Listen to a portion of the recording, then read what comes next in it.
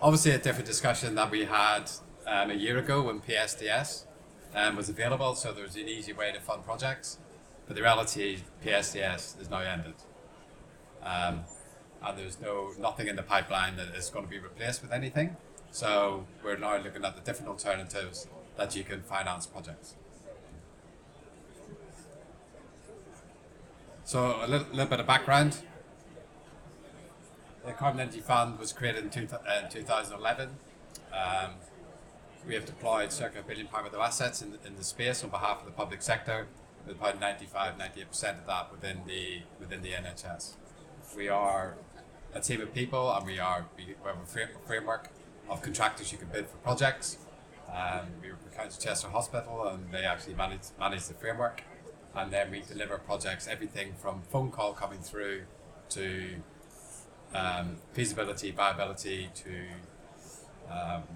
procure the project management, finance the projects, raise PSDS capital or third-party finance capital, carry that all throughout the whole period. Then we have legal teams to help in financial closures to get the contract up and going. And we also, our team carries on through construction. Then we monitor and life cycle the contracts for 15, 25 years on behalf of the NHS. So for us, probably why we're here in the finance capacity for this talk, we have deployed about £1 billion worth of assets within the NHS space. About 750 million of that was with PSDS, and we secured on behalf of the NHS probably 57% of everything that went to the NHS. But prior to that, we financed projects using off-balance sheet third-party finance. And we did circa about 250 million within the United Kingdom and another 50 million euros within Ireland. So effectively what the CEF is doing is going back to what it did before. PSDS made it quite difficult to do third-party finance because it's quite difficult to beat free money, really. But obviously there's restrictions on PSDS where you're limited to the technology that you can use, and there's certain financial and carbon parameters that you have to stick to. They're sort of limited in many projects, and it didn't allow you to look at the wider energy piece that you could do at a state or outside your state, or as we would say, outside the fence.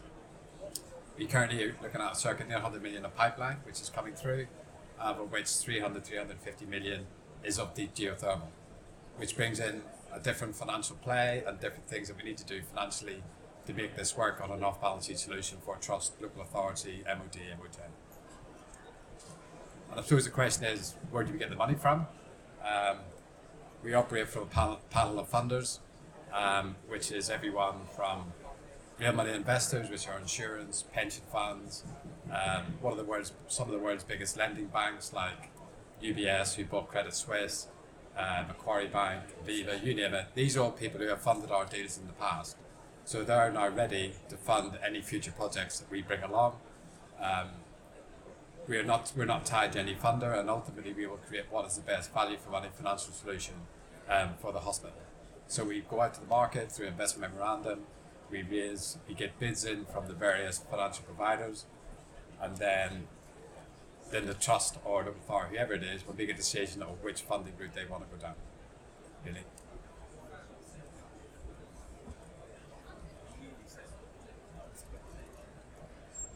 So we do have us as a comprehensive approach. We secure private capital or project capital, PSS or private finance. We design and deliver, as I've also said, and we maintain and monitor.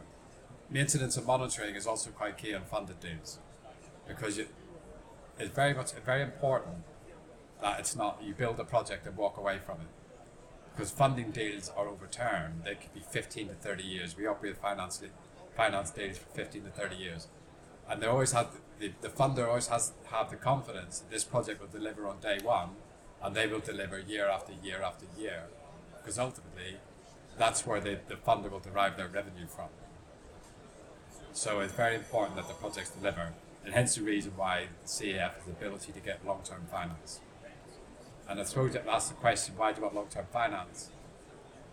If you want to pay something back very quickly, the cost of paying that is quite high, because you imagine your capital amount, you're going to divide it by 5, or you're going to divide it by 30.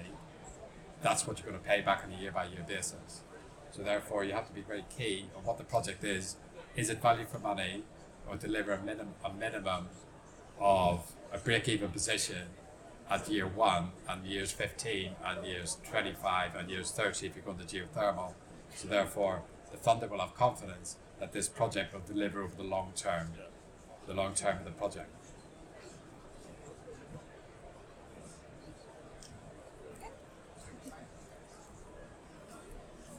We're doing a double act, so you've now got my lovely dulcet tones. So David's already explained who we are as the Carbon Energy Fund. It's a membership organisation. So in order to get the benefit of the framework, you become a member. We do have, and you've probably heard a lot of the speakers today and trusts talk about the Carbon Energy Fund, we have an in-house specialist of project managers, technical advisors, lawyers, finance. So all of those skills are there in-house to support the organisation through the complexities of renewable energy on site.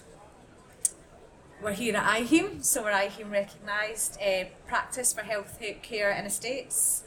As David was emphasising there, we do manage projects all the way from initial feasibility, is there something that can happen on site, right the way through to expiry, 15, 20, whatever years. We are there for that term. We're consistent and we ensure everyone is doing what they said they would do from day one. As the CEF we've currently delivered, David did say this project's around 1 billion so far, with guaranteed savings of 90 million per annum for our members. It is significant. With the public sector decarbonisation scheme, we've secured half of that for our members, and again another significant sum, and credit to all the technical teams that have really pulled together to support the trusts in that. We are with Council of Chester, NHS approved process and procurement compliance. We have keep the contractors, so if they say they'll deliver from day one, we hold them to account right through to the final day that they are supplying services to your site. And we have also over 10 hospitals where we have worked alongside PFI contractors. A bit more to navigate, but you can do it and it can be done. So what we're here to talk about today is the funding challenge. So we're hearing about all the solutions that can be done, all the opportunities that there are out there, but there is a challenge and there are barriers.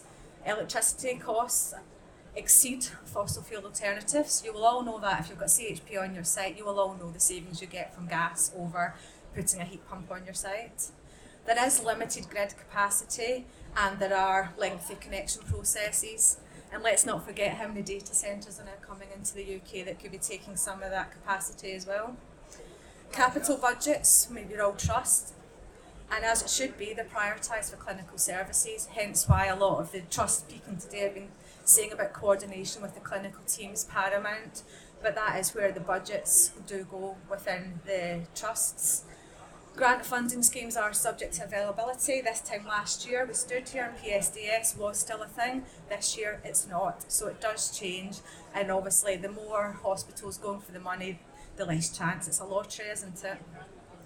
So the market context for us is CEF. As we said, we've got 1 billion decarbonisation. So for our members, that's been invested and delivered across the NHS. 2.5 million tonnes of CO2 savings have been achieved to date. That is significant and we're very proud of that. However, grants alone, they cannot fund the entire transition, as you all know.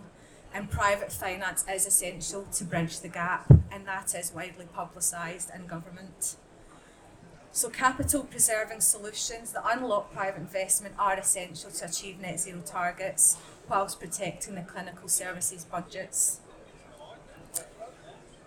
So it has also been socialised a lot, the traditional public-private partnership approach. We know they are proven mechanisms to work. They support and accelerate decarbonisation, and they do combine the statutory requirements for net zero with bringing in that private investment. There are 6 facets to that. You've got the capital, so as we said, unlocks that capital so the trust can utilise their money elsewhere, with looking at the off-balance sheet approach, so managing and navigating with your trusts what that means. The risk transfer, so it goes from public to private. Private have the responsibility to deliver you the savings, and private will be funding in. Delivery at pace, because private are willing to fund, you can then start to mobilise a lot of these schemes quicker. Innovation and expertise. So because you have the opportunity for funding, instead of looking at the limitations of what you have to do to deliver or get your grant monies, you can actually look at your scheme strategically, stand back and see what is going on with my scheme versus what is going on locally. And so then you can actually drive a lot more innovation within your schemes. The whole life outcomes, which we do emphasise, we're here for a couple of decades, and it is the whole life outcomes that are important here.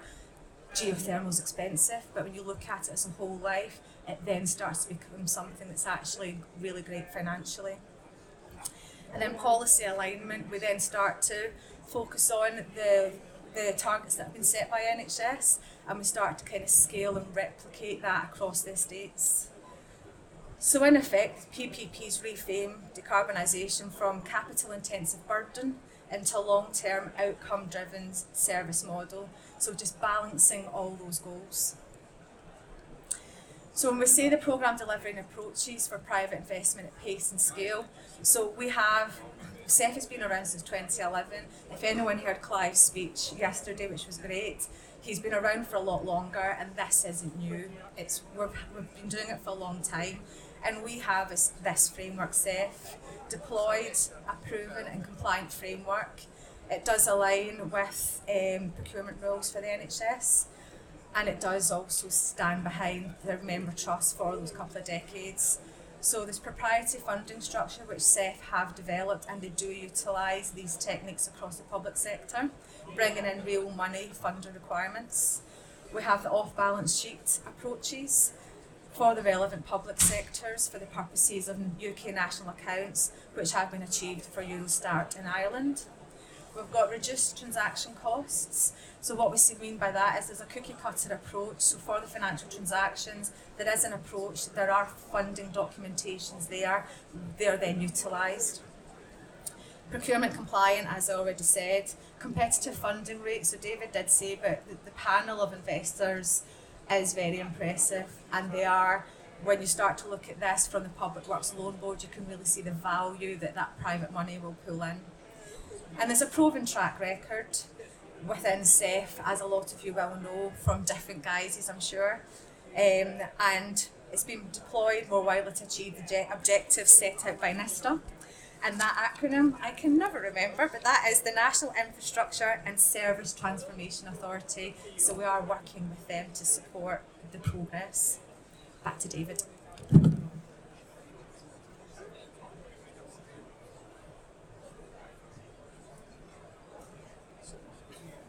Yeah, so just going to give a quick overview of where we are. What we're talking about, as I said, is not new. But over the last 12 months, it's become more apparent on the demise of PSDS. There is a wider government approach with a whole team of people within NISTA. NISTA is effectively Treasury, who are looking at the PPP approach with a whole number of public sector authorities actually working together on how they can actually deploy private finance to for decarbonisation. And that's a piece of work will finishes on the 26th of November. Also, as CEF, we sit on the all-party parliamentary group for deep geothermal, and I also presented the business case with including finance and options to Minister Shanks. He is the cabinet minister head up of DESNES, and was also within there was Paul Chambers, who is the senior responsible officer for PSDS and the director of decarbonisation of DESNES. There was Dr. Kieran Mullen, who's now the Shadow Justice Secretary and chair of the all-party parliamentary group, and Tom Hayes. So I have Labour and Conservative, which is good. And and he's the vice chair, and currently they're going to do a project in Dorset on the deep geothermal project.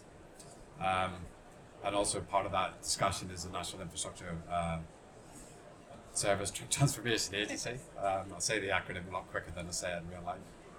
So this is the piece of work that's been going on. And then Lord Markham, we presented the whole geothermal approach with across Cabinet Minister and Lord Markham on a diversified risk portfolio approach to public-private partnerships with long-term receivables and debt, which has been provided by institutional investors, which has been accepted in principle, which is all good. And Lord Markham obviously was Conservative, now Labour, and I've been informed that the Lord in charge of Department of Health, Social Care and Labour Party has been informed and is comfortable with the approach, and that comes from MPs. They work even stranger than what we work. And also currently you have obviously Ed Miliband, who seems to be in the news every day, actively promoting the move to net zero, and Mark Carney, former Garda government, who really support the position. But what the whole government is realising that they haven't really got the capital to do this, and hence the reason the whole shift into PPP approach. I mean, the piece of work that's been done by Treasury and government to ensure that what we're talking about now is actually achievable. One of the keys to actually achieving this, to be honest, financing projects is relatively easy. Financing projects off balance sheet is not that easy, because you have a change from IFRS 16 and then we move into service contracts and various other stuff, and it is a mix of technical accounting, financial structuring, and also a positive engineering approach which needs to be done to make these projects off balance sheet, which is what the CEF has achieved and currently achieving, and which is currently why we're in discussion with government at the moment. So what we're putting forward, I've also been in, looking at the wider projects with UK Infrastructure Bank, and also who now subsequently owned by National Wealth Fund, which is really a name change, and then also National Wealth Fund also owns DB Energy, and they've got soft circle money for geothermal projects with National Infrastructure Fund, but they're providing 50% of the capital, and then their whole remit is to crowd in private capital, is to bring like people on our panel to fund these projects going forward. So part of the reason you do need a public sector procurement, we also need a funding structures off balance sheet, which you'll hear that a lot, because that is the key to being able to fund your project, really.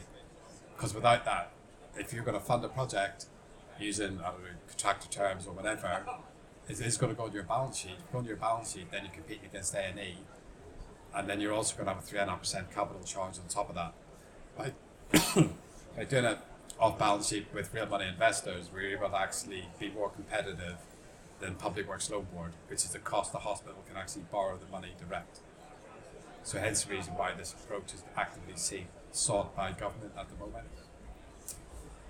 And that forms part of the wider government approach to do this, because it has to be resilient, it has to be value for money, and it has to be almost like as cost competitive as them doing it themselves, which is what we're currently doing. So we have various methods of doing funding structures. I think when you look at these projects, don't really get too tied up in the funding structure. It's more about what is your best engineering answer. If you get the best engineering answer, ultimately it's financeable. Because finance doesn't save the day. Finance is a way that you can basically split what you're going to pay in capital cost and spread that out over a long period of time. And in basic terms, that's what this is, really. So if the project is financially flawed in the first stage, it doesn't matter if you do it over 10, 15, 30 years, it helps. But if it's fundamentally flawed, it's still not going to work. And when you go into the dark side of it, behind the curtain in the finance institutions, every project will go through due diligence. It will go through investment committees. It will go everything you need to do to get them ability to put capital in. Because these guys, what I deal with, typically will not fund less than 100 million. So they will work with us because we have a portfolio and a pipeline of projects. So each individual trust will get the financial benefit of £100 million capital outlay than for a £5 or £10 million project. And that's the ability to bring this all together on a cookie cutter contract with an off-balance sheet approach, which is something that we all put together. So effectively you get long-term fixed date loans, but there is no direct loans to the hospital. There's no direct loans to the public sector. Effectively it's a receivable play that goes to the contractor. And then ultimately the contractor has to guarantee the performance of that contract. So that leads you to do them that way. So that's his most basic terms, but when I say you need to think about this in a couple of different terms, is there is a wider funding mix. Is it capital from your trust? Is it PSDS? It's never really, often, not really that one answer. It could be a mix of grant funding. It could be Green Heat Network Fund, who fund up to 15%. It could be assistance that we have with UK Infrastructure Bank. It could be Public Works Loan Board, but the reality is Public Loan Board it's actually the same price, but actually on balance sheet, which makes it more difficult. So it's not only one funding solution. Back to the point, you get the best engineering answer with a number of off-takers. The more off-takers you have, then you have a different actually credit mix, and then there's different players in different markets, different financial institutions you can bring in to play in that market. So in the most basic terms, we sort of look at things about inside the fence and outside the fence. Inside the fence is where your standard EPC project that you've probably done multiple times before, you've probably done on 60 different occasions. But when you look outside the fence, then you're into the government objectives of bringing in wider community approaches, and then you're on different technologies. Different technologies have different risk, different off-takers have different risk, but how you pull those together will get you the best financial option. So you could bring together things like geothermal, hydrogen, solar, energy efficiency, district heating, and you can put that all together in a wider SPV or energy co, and then you can actually fund the energy co, which would actually give you amalgamated, homogenized heat pricing, and then diversified risk throughout that process. And then you can actually bring that together and then sell heat outside the fence and heat and power back inside the fence to the hospital or local authority, whatever it is. So there's not really a definitive answer to this. It's very project specific, off-taker risk, credit risk, and where ultimately that risk sits is the contractor. So there's a bit more to it. But there's no defined way that this will work, and it's very much done on a project by project level. Thank you.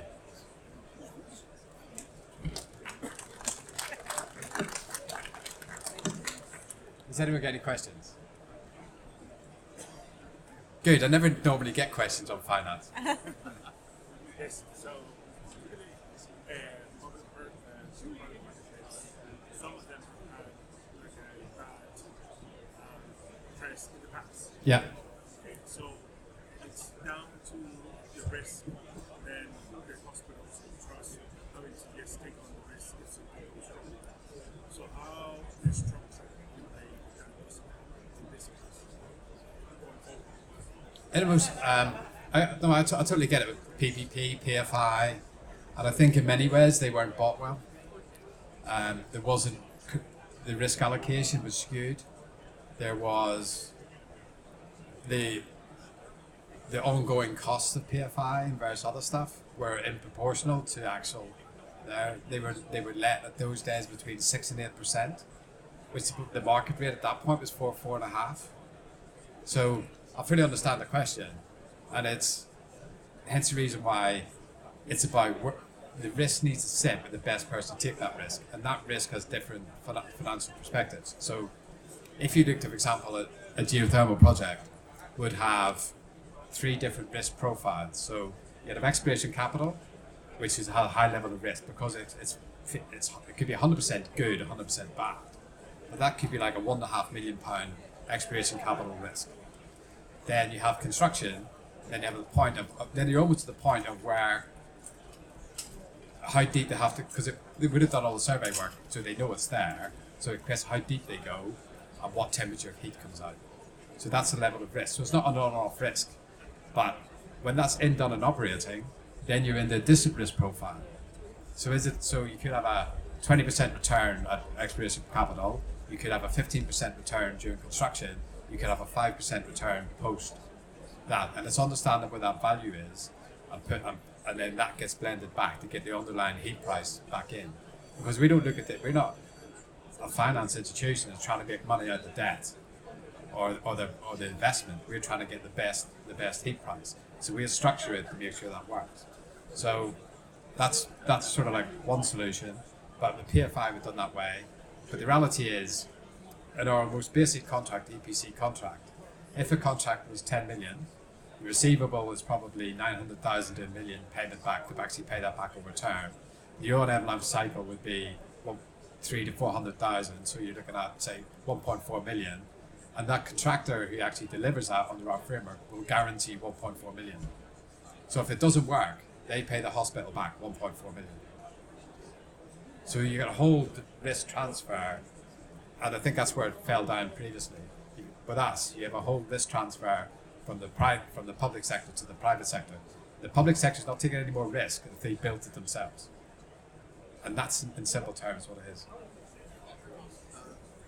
Hospitals typically tack an extra bit onto their estate, and may typically want to link into these heating systems. Yeah.